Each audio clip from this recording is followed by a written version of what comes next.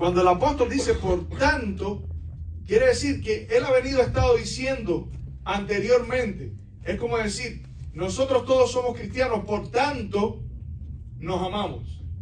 Nosotros tenemos amor en nuestro corazón los unos por los otros. Por tanto, cuando un hermano tiene necesidad, nosotros estamos con él. Siempre que en la Biblia se usa y en el idioma español, por tanto, está diciendo, porque he dicho tanto, o sea, haciendo una traducción literal, he dicho tanto y por eso que he dicho lo otro que dice. Entonces, lo que Pablo está tratando de hacer es presentar siempre primero a la persona de Jesús. En este capítulo, en el versículo 12, mira lo que dice. Dice, el cual por el gozo, hablando de Jesús, por el gozo puesto delante de él, sufrió la cruz, menospreciando el oprobio, y se sentó a la diestra del trono de Dios. Y ese es el tema de Pablo desde el principio hasta el final. Cristo es nuestro sumo sacerdote y él se sentó no en el santuario terrenal donde dice que oficiaban débiles mortales, sino un sacerdote, dice, que puede compadecerse de nuestras debilidades porque fue tentado en todo, pero sin pecado. Y este sacerdote, que es nuestro representante, ¿dónde es nuestro representante? En el cielo. Amén. Y quiero abrir un paréntesis aquí. Cristo es nuestro sumo sacerdote. Y esta es la terminología que humanamente nosotros podemos comprender en torno a lo que Dios está haciendo por nosotros. ¿Por qué? Porque en la tierra había un símbolo de lo que se hacía en el santuario celestial, que era el santuario terrenal. Y a las personas que oficiaban se les decía sumo sacerdote. Pero en realidad el sumo sacerdote era un representante del pueblo delante de Dios. Eso era lo que hacía el sumo sacerdote.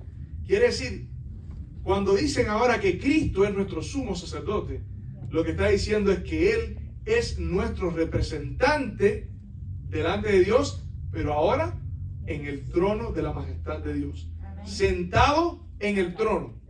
Quiere decir, miren esto, antes el sumo sacerdote una vez al año entraba al lugar santísimo y ahí oficiaba delante de la presencia de Dios. Ahora Cristo no está oficiando delante, Cristo está sentado en el trono. Amén. Cristo es nuestro intercesor y al mismo tiempo es nuestro Dios.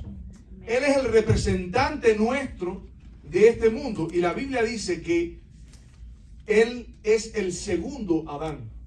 Cuando Dios creó este mundo, le dijo al hombre, señoread sobre los peces del mar, señoread sobre los animales del campo, señoread, multiplicaos y señoread sobre este mundo.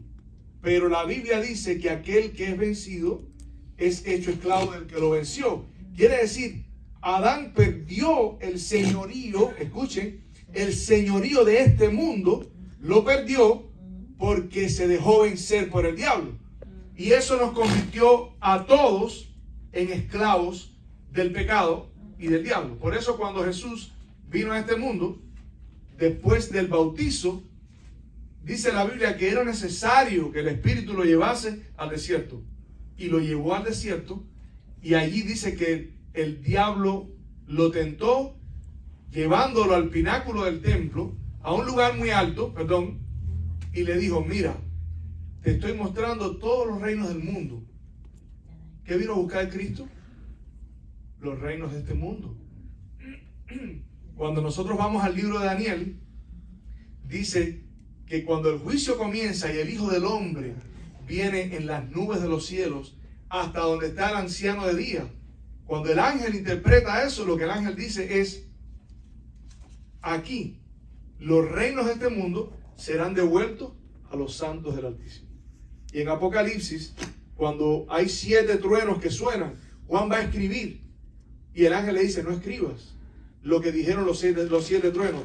Y ahora dice, sino que cuando el 7º ángel suene la trompeta, el misterio que Dios manifestó a través de sus siervos los profetas se consumará.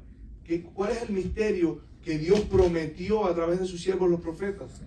Cuando vamos entonces al capítulo 11, que es el que sigue, dice que los 24 ancianos dicen: el reino ha venido a ser de Cristo y de sus discípulos. Es el mismo texto que Daniel. O sea, esta era la promesa original. Como Adán perdió la autoridad sobre este mundo, Cristo vino a ser el Señor de este mundo. Por eso la Biblia dice mucho: el Señor, el Señor, el Señor. No está diciendo el Señor Dios, está diciendo el Señor de este mundo, como hombre. Por eso David, cuando está hablando en el Salmo 110, creo que es, dice: dijo el Señor a mi Señor. Por supuesto que es Dios. Por supuesto que Él es todopoderoso. Por supuesto que es omnipotente, omnipresente. Por supuesto que Él es el autor de todas las cosas. Pero el plan de la redención dice que Cristo se hizo hombre para venir a ocupar el lugar de Adán. No el lugar de nosotros. El lugar de Adán. Porque Adán era el príncipe de este mundo. Por eso Jesús dice: ahora el príncipe de este mundo ha sido juzgado. Yo vi al diablo caer como un rayo del cielo. Porque cuando Job, ¿ustedes recuerdan la historia de Job? Él se presentó en el cielo. ¿Con qué autoridad el diablo se presenta en el cielo? En un mundo que no es su propiedad. Es la pregunta que Dios le hace: ¿de dónde vienes? ¿Qué haces aquí? Y el diablo dice: vengo de andar por mis dominios. Vengo de la tierra. Es mi tierra. No es tu tierra. Tú la creaste, pero la perdiste. Y él le dijo: ¿te has olvidado de que hay un hombre que no te sirve? Un hombre que es recto, perfecto, temeroso de Dios y apartado del mal. Job era recto, perfecto, temeroso de Dios y apartado del mal. Y era recto, perfecto, temeroso de Dios y apartado del mal porque lo dijo Moisés, pero también porque Moisés dice que Dios en el trono, en medio del concilio celestial, Dios se atrevió a decir: ¿no has visto tú a mi siervo Job, que es un hombre recto, perfecto, temeroso de Dios y apartado del mal? Y si eso no hubiese sido verdad, inmediatamente los ángeles hubieran dicho: aquí hay algo que no está bien. Y el diablo, que es el acusador de los hermanos, hubiera dicho también: tú sabes que eso es mentira. Y se dice que el diablo habló. Él habló, pero no pudo decir nada contra Job. Lo único que pudo decir fue poner en tela de juicio por qué él lo hacía. O sea, el diablo mismo estaba reconociendo que Job era recto, perfecto, temeroso de Dios y apartado del mal. Y cuando tú aceptas a Cristo en tu vida como tu Salvador, yo te quiero decir que hay poder, porque dice: a los suyos vino y los suyos no le recibieron, pero los que le recibieron les dio potestad de ser llamados hijos de Dios. Amén. Eso es lo que todos podemos llegar a ser. Amén. Por lo que Cristo hizo por nosotros. Amén. Cristo es ahora nuestro representante delante de Dios. Y lo que el diablo intentó hacer, fue raernos, eliminarnos de todos los dominios del gobierno de Dios, del trono de Dios. Pero ¿saben lo que va a pasar ahora? Ocurrió todo lo opuesto, porque el sacrificio que Cristo hizo es tanto mayor, dice la Biblia, por cuanto por un hombre entró el pecado, dice: por otro hombre entró la justificación a todos los hombres. Amén. Y dice: en la casa de mi Padre muchas moradas hay. ¿De quién eran esas moradas? No, hay seres que vivían ahí, que fueron despojados de esas moradas. Dice: por ir en vicios contra naturaleza. Porque era contra naturaleza para los ángeles ir en contra del gobierno de Dios. Y fueron expulsados, la Biblia dice, y el dragón y sus ángeles fueron echados a la tierra. La tercera parte. Y ahora Cristo entra en este mundo. Y entra como un niño indefenso. Y el diablo dijo: esto es pan comido. Esto es mío. Y viene con 4000 años de degradación. Ni siquiera, ¿saben? Cristo no era como Adán antes del pecado, pero tampoco era como Adán después del pecado. Cristo no era como Adán antes del pecado, porque Adán no tenía ningún tipo de degeneración física. Cristo vino con una degeneración física de 4.000 años sobre la raza. 4.000 años de pecado. Los hombres teniendo vicios, los hombres teniendo prácticas que los debilitaban física y moralmente. Así nació Cristo en este mundo. Pero Cristo tampoco era como Adán después del pecado. Porque Adán después del pecado tenía una naturaleza que necesitaba un Salvador. La razón por la que Adán necesitaba un Salvador era porque tenía una naturaleza de pecado. Y la Biblia dice que no había pecado en Cristo. Ni dentro ni fuera. Y hay personas que me han dicho, bueno, pero si Cristo no tenía pecado, si Él no tenía la inclinación al mal, entonces quiere decir que Él no es como yo. Él, ¿cómo me va a enseñar Él cómo vivir? Él no es como tú. Él no vino a ser como tú. Él vino a pelear no donde tú tienes que pelear. Él vino a pelear donde Adán perdió, porque lo que está Cristo ganando para ti no es solamente enseñándote cómo vencer el pecado. Cristo vino a este mundo a vencer al diablo en el mismo lugar de donde Adán cayó, solo que con 4.000 años de desventaja. 4.000 años de degradación. Y dice la Biblia que cuando Cristo ascendió al cielo, se sentó en el trono de la majestad de Dios. Amén. Y ganó un nombre, dice aquí, el cual siendo el resplandor de su gloria y la imagen misma de su sustancia, y quien sustenta todas las cosas, ya cerré el paréntesis, todas las cosas con la palabra de su poder, habiendo efectuado la purificación de nuestros pecados, por medio de sí mismo, se sentó a la diestra de la majestad de Dios en las alturas. Amén. Y mira lo que dice Pablo en el capítulo 2. Por tanto, ¿qué es lo que dice en el capítulo 12? Pablo está diciendo esto. Por tanto, quiere decir, he dicho tanto y por esta razón es que ustedes deben entender lo otro que estoy diciendo. Y aquí Pablo pone a Cristo en un lugar donde Él vence sobre el pecado, sobre la muerte, donde se sienta en el trono de Dios y gana un nombre que es sobre todo nombre. Gloria a Dios. Amén. Ganó un nombre, se hizo de nombre. Él se ganó el nombre, nadie se lo dio. Él vino a este mundo y venció el pecado. Por eso es que los 24 ancianos toman las coronas y las tiran sobre el suelo y le dicen, nosotros no merecemos las coronas. Nosotros no las merecemos. Tú fuiste inmolado. Tú venciste el pecado. Tú venciste por nosotros. Tú abriste el camino por donde yo ahora puedo caminar. Y gloria a Dios por eso. Amén. Y Pablo está diciendo, siendo que esto es lo que Cristo hizo, por tanto, es necesario que prestemos más atención a las cosas que hemos dicho. No sea que se deslicen vuestros pies y caigamos del camino.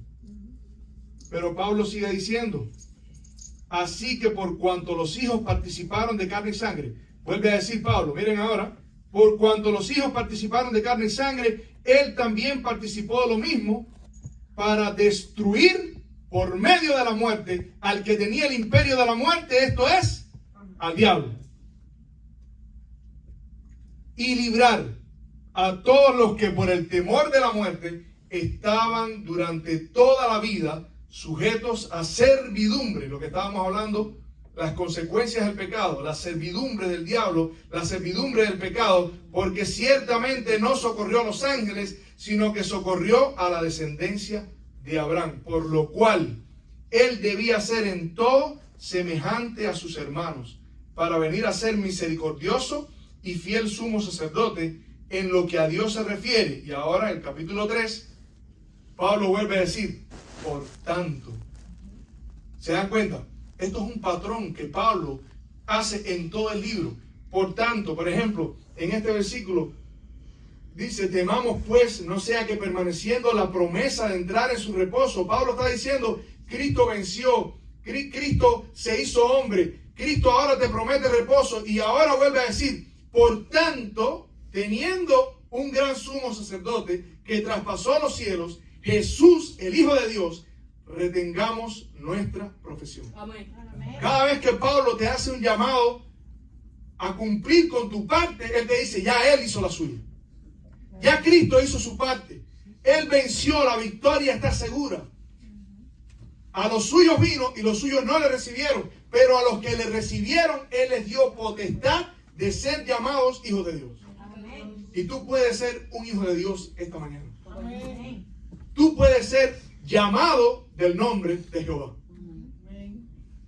Y tener en tu frente, con el poder del Espíritu Santo, porque se puede, como tenía el sumo sacerdote en su frente, una lámina de oro que decía santidad A Jehová. a Jehová. Por eso es que el sello se pone en la frente. Por eso es que el sello se pone en la frente. Y Moisés dice, estas palabras que yo pongo delante de ti las pondrás en tu frente y en tu mano derecha. Porque la santidad se mide por la entrega a Dios. ¿Cómo Dios mide tu santidad? El nivel de entrega. Santidad es pertenecer. Pertenencia. Apartado para un uso sagrado. Y tú, dice la Biblia, eres nación santa. Pueblo adquirido por Dios. ¿Cómo Dios te adquirió? Dice aquí, por cuanto los hijos participaron de carne y sangre, Él también participó de lo mismo para vencer y destruir por medio de su muerte al que tenía el imperio de la muerte. Qué impresionante, qué curioso, cómo Dios le está pagando al diablo, está derrotando al diablo con su misma moneda. Es curioso porque a través de la muerte que el diablo infligió en Cristo, cuando lo crucificaron, a través de esa muerte, Cristo destruyó la muerte. Amén. El autor de la vida, dice Pedro, ustedes mataron al autor de la vida. Esas palabras son estremecedoras. Ustedes mataron al autor de la vida. ¿Cómo es posible matar al autor de la vida?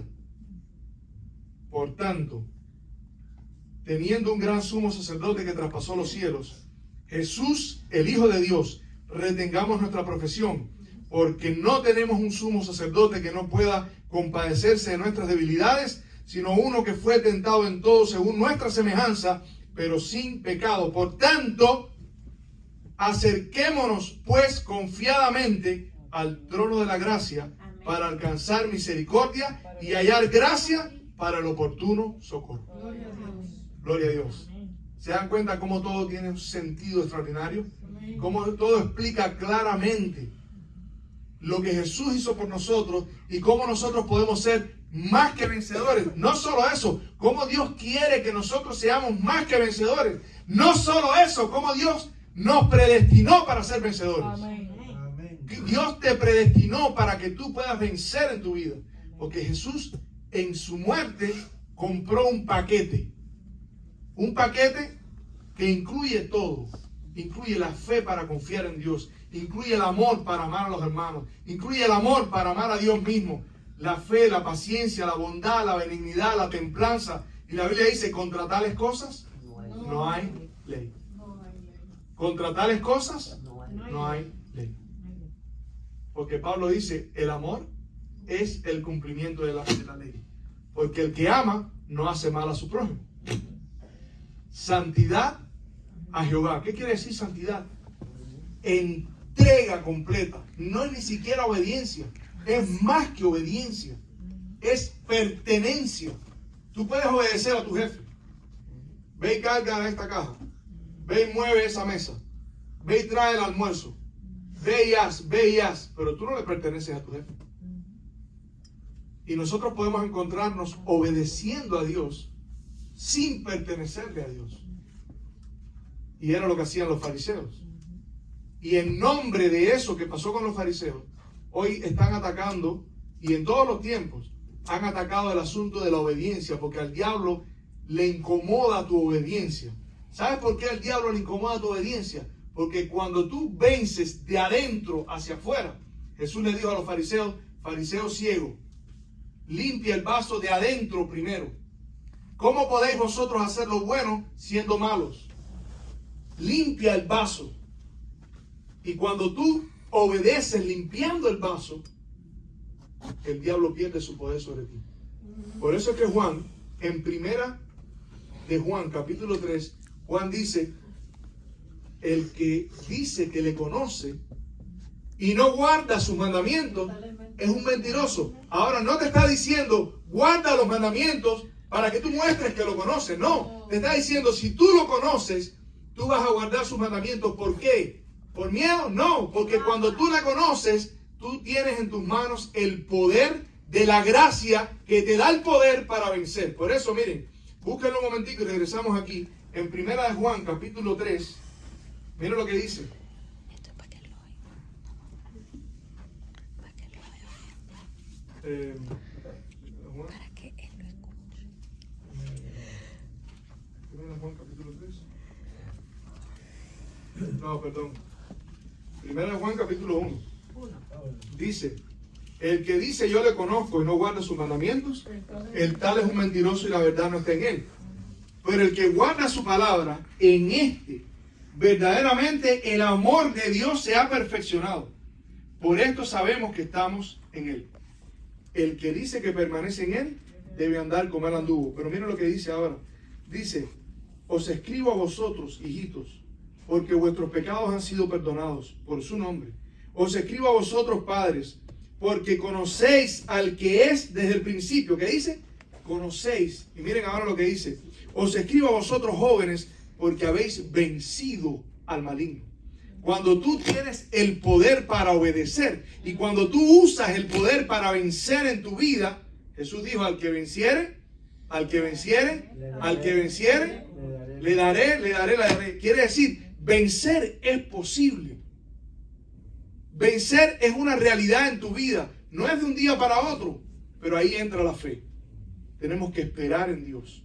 Tenemos que confiar en Él y continuar luchando contra el pecado con el poder que nos da el Espíritu Santo. Y miren lo que dice, os escribo a vosotros, padres, porque habéis conocido al que es desde el principio. Os he escrito a vosotros, jóvenes, porque sois fuertes y la palabra de Dios permanece en vosotros y habéis vencido al maligno.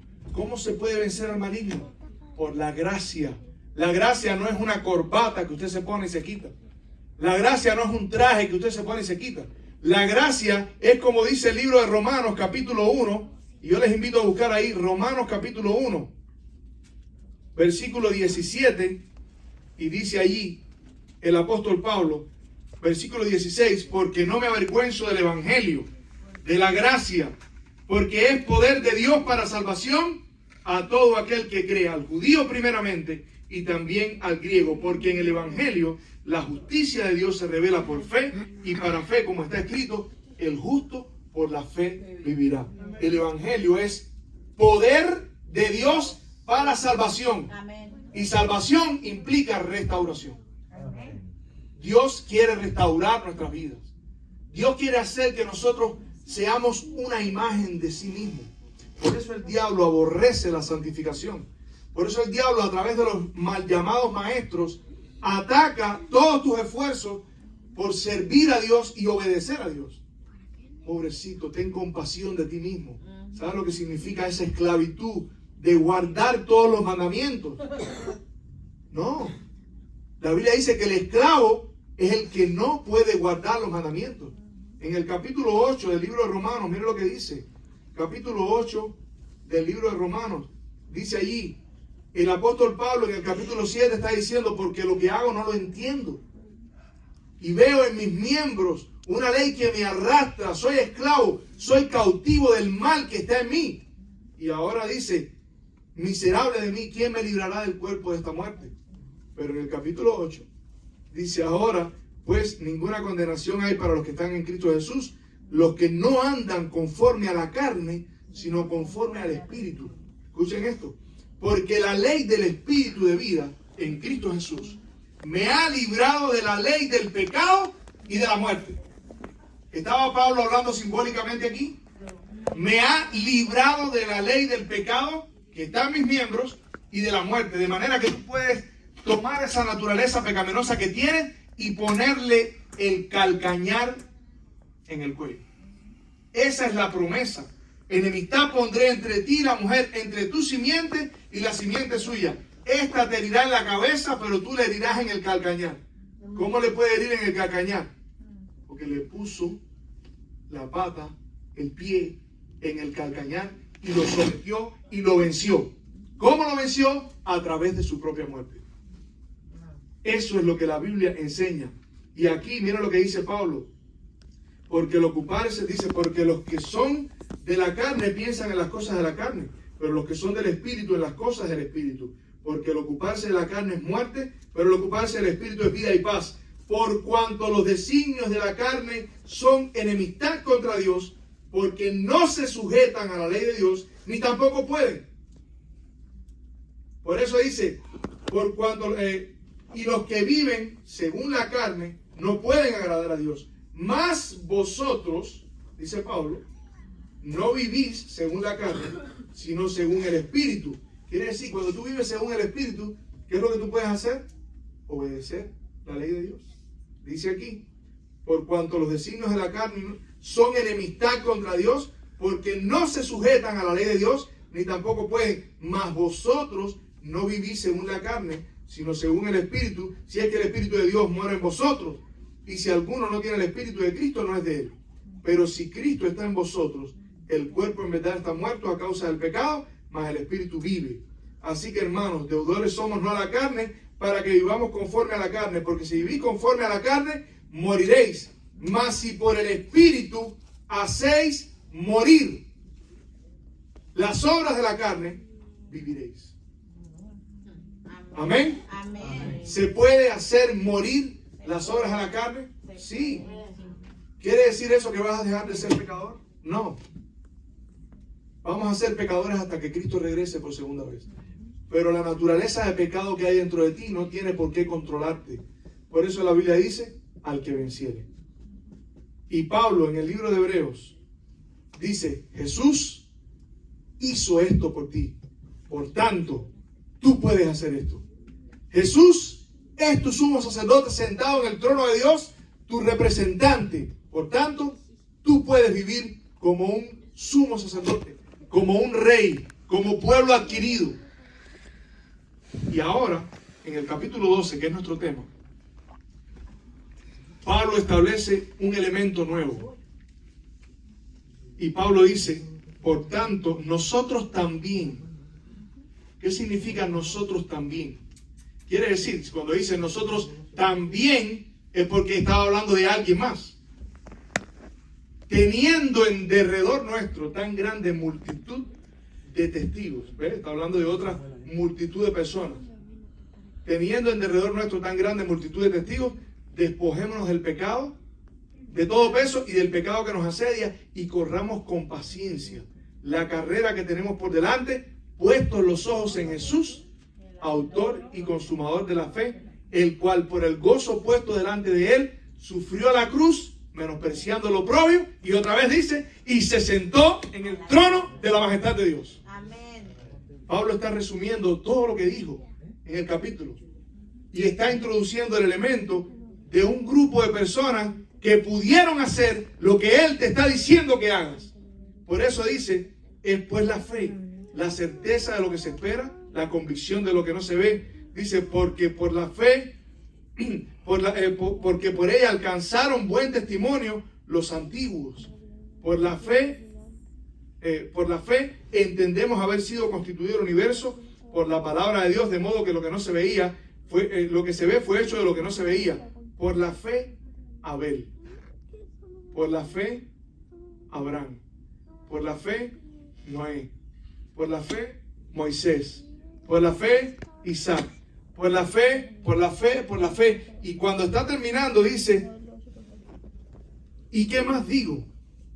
Porque el tiempo me faltaría contando de Gedeón, Barak, Sansón, Jefté, David, así como de Samuel y de los profetas. Escuchen esto, que por fe conquistaron reinos, hicieron justicia, alcanzaron promesas, taparon bocas de leones, apagaron fuegos impetuosos, evitaron filo de espada, sacaron fuerza de debilidad, se hicieron fuertes en batalla, pusieron en fuga ejércitos. Las mujeres recibieron a sus muertos mediante resurrección. Impresionante. Poder de Dios, ¿para qué? Para salvación. Para salvación. Esta gente, Pablo te está diciendo, por tanto, nosotros también, teniendo en derredor nuestro toda esta nube de testigos, que como Cristo se sentó en el lugar santísimo del santuario celestial por nosotros, ahora nosotros tenemos el ejemplo de que como ellos vencieron por la fe, tú también puedes vencer. Pon tus ojos, dice Pablo, en Jesús. Contempla a aquel que sufrió contra sí mismo tal contradicción de pecadores para que tú no te desanimes hasta desmayar. Porque aún, y miren ahora para que vean que es cierto lo que estoy diciendo, Pablo está hablando de vencer el pecado. Dice, porque aún no habéis luchado. Esto está en el capítulo 12, versículo 4. Porque aún no habéis luchado hasta la sangre, combatiendo contra el pecado. Y ya se os olvidó la palabra que dice, no menosprecies la disciplina del Señor. Amén. Y Pablo incluye a un grupo de personas de las cuales nosotros no queremos hablar hoy. Es un grupo de personas que no taparon boca de leones. Un grupo de personas que no evitaron filo de espada. Un grupo de personas que no apagaron fuegos impetuosos. Este grupo de personas no fueron resucitados en ese tiempo. Es un grupo de personas que dice, mas otros fueron atormentados. Escuchen esto. Fueron atormentados. Ustedes saben que en la creación Dios va creando las cosas de menos importancia desde el punto de vista del valor o que está llegando al hombre. La esfera, el aire, el mar, el agua, las plantas, los peces, los animales, el hombre y la mujer al final. ¿Te gusta eso, no? La mujer fue lo máximo de la creación. La que más capacidad tenía en la creación era la mujer. Por eso lo creó al final. Pablo ahora está dejando para el final lo mejor. Es bueno apagar fuegos impetuosos. Es bueno hacer campañas evangelísticas. Es bueno ver cómo se bautizan miles de personas cuando tú predicas. Pero es mejor vivir para Cristo y entregar tu vida por Cristo. Pablo está diciendo, mas otros fueron atormentados no aceptando el rescate porque esperaban una mejor resurrección. ¿Quiénes fueron los que tuvieron una mejor resurrección? La Biblia dice que los mártires fueron las personas que resucitaron cuando Cristo resucitó. Cuando Jesús murió, dice la Biblia que las tumbas se partieron y hubieron sepulcros que fueron sellados, como se sellaban las primicias. Y justo en las primicias, cuando Jesús resucitó, porque Jesús resucitó durante la fiesta de las primicias, dice la Biblia que estas personas resucitaron el domingo después de la resurrección de Él y aparecieron a muchos. Y dieron testimonio. ¿Quiénes fueron estas personas? El Espíritu de Profecía confirma que fueron los mártires. Los mártires desde Adán hasta Cristo. Y estas personas, dice la Biblia, que subiendo a lo alto llevó una multitud de cautivos a los cuales liberó de la cautividad. Por eso dice, subiendo a lo alto llevó cautiva la cautividad y dio dones a los hombres. Una multitud de personas ascendió al cielo con Cristo. ¿Quiénes fueron esas personas? Aquellos que por la fe, dice, fueron atormentados porque no aceptaron el rescate. Y Pablo está poniendo de ejemplo, dice, si tú en esta vida vences, si tú en esta vida apagas fuegos impetuosos, si tú en esta vida ayudas a los pobres, eso está bien. Pero Pablo dice, yo estoy puesto para completar en mi vida, escuchen esto, estoy puesto para completar en mi vida lo que falta de los sufrimientos de Cristo. Un concepto completamente diferente. Y termino con esta historia. No es una historia, es un hecho real. Bueno, la historia es un hecho real, pero quiero decir, no es un cuento. Ayer estuve conversando con una persona y dentro de la conversación yo le dije, lo que tú me estás diciendo me dice qué es lo que hay en tu corazón. Y en tu corazón tus acciones muestran que lo que hay es que tú eres tu prioridad. Tú eres lo principal en tu vida. A ti no te interesan los demás. Si tú tienes que escoger entre ayudar a una persona o perder una oportunidad de trabajo, tú vas a escoger la oportunidad de trabajo. No importa que esa persona se esté muriendo.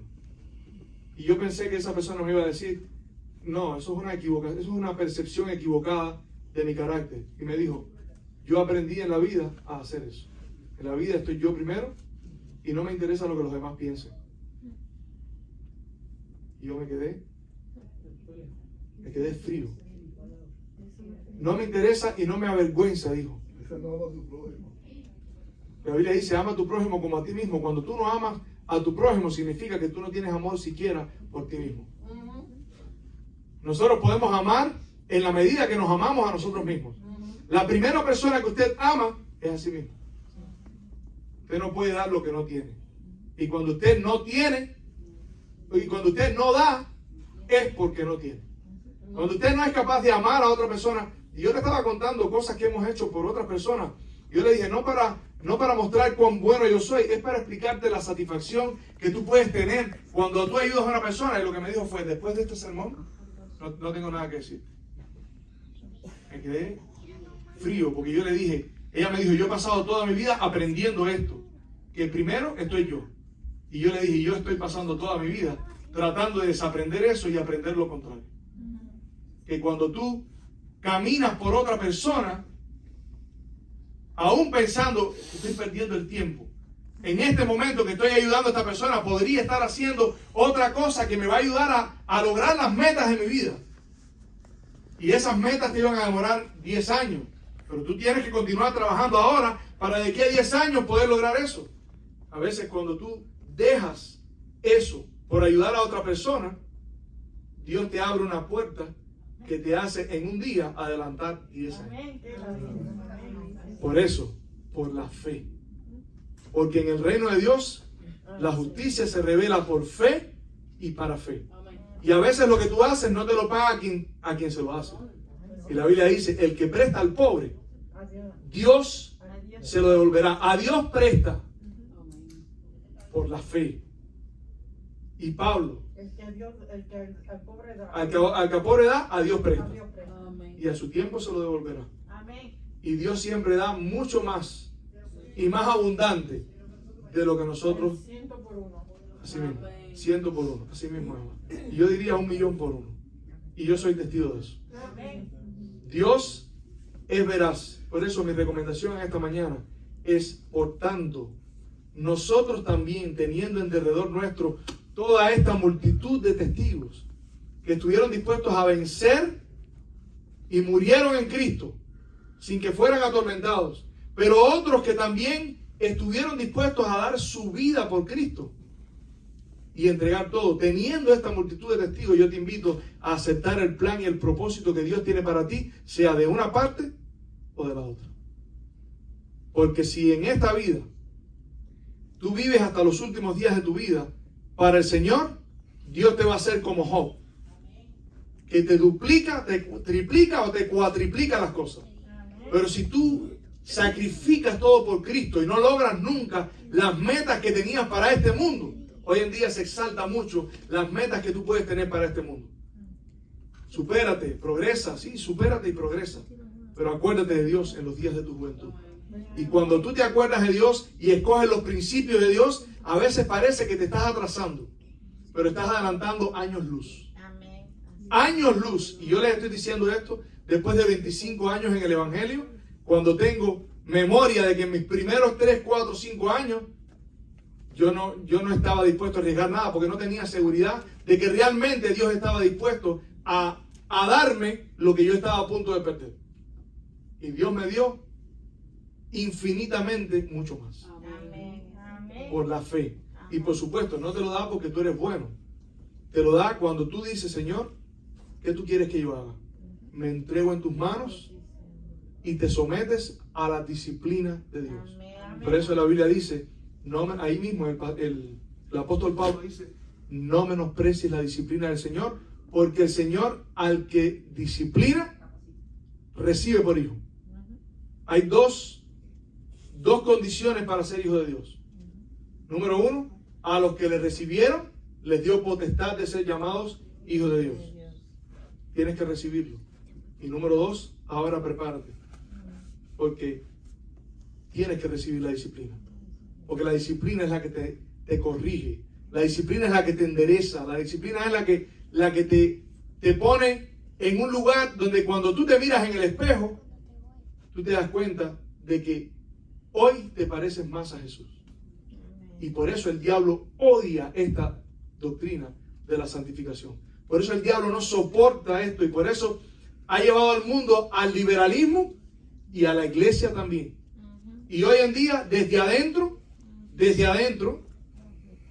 es yo soy libre y yo no tengo que hacer nada de eso. Y la Biblia dice que cuando tú haces lo que quieres, escuchen esto, tú no eres libre, tú eres esclavo, porque no puedes dejar de hacerlo. Tú eres libre, dice Pablo en Romanos 6, pero de la justicia. Yo no quiero ser libre de la justicia. Y cuando alguien venga donde tú estás y te diga, pobrecito, a ti no te da pena, ¿no? O sea, no te da lástima contigo mismo tener que esa juventud que tú tienes, esa voz que tú tienes, podrías estar disfrutando de la vida. ¿No te da lástima de ti mismo? Jesús le dijo a Pedro, cuando le dijo, Señor, ten compasión de ti mismo, y le dijo, Jehová te reprenda, apártate de mí, Satanás. Cuando vengan a hacerte compasión, autocompasión, apártate de mí, Satanás, porque yo no necesito tu autocompasión. Yo no necesito que debilites mi deseo de vivir para Dios. Yo quiero vivir como Abraham, que no solamente estuvo dispuesto a servir a Dios en lo estándar, estuvo dispuesto a servir a Dios en la locura. Por eso dice que el evangelio es locura, pero para los que se pierden.